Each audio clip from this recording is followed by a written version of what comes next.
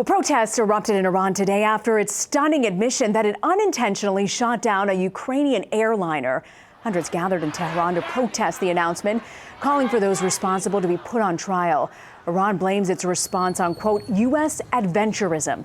Canadians also called for justice as crowds gathered across the nation to mourn their countrymen killed. Here's Holly Williams.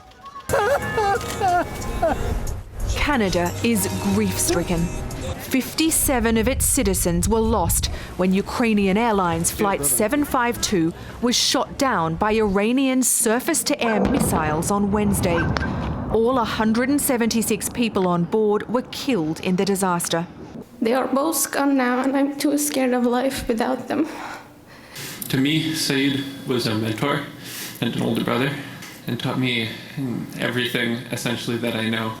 At first, Iran's government vehemently denied any involvement in the crash of the Boeing 737, which exploded shortly after takeoff from the Iranian capital, Tehran. But this morning, the country's president, Hassan Rouhani, finally admitted that Iran had shot it down.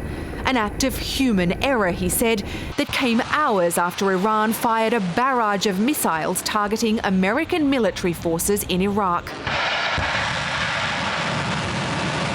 The missile strikes were a revenge attack for President Trump's decision to assassinate a top Iranian general, Qasem Soleimani, last week. At a press conference today, Iran's military explained that an operator mistook the Ukrainian jet for a cruise missile, but also described the incident as the price of mischief caused by American actions. The wreckage has now been moved to Tehran's airport, where Ukrainian investigators have begun to examine them. Iran says it will share the contents of the black boxes. In the Ukrainian capital, Kiev, the president of Ukrainian Airlines struggled for composure at a press briefing today.